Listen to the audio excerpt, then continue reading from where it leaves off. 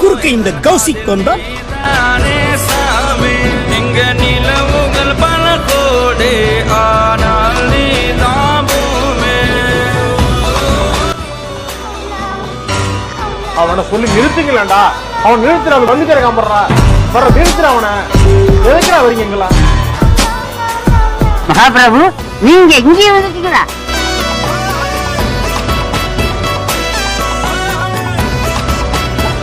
போடா அப்படி போடா.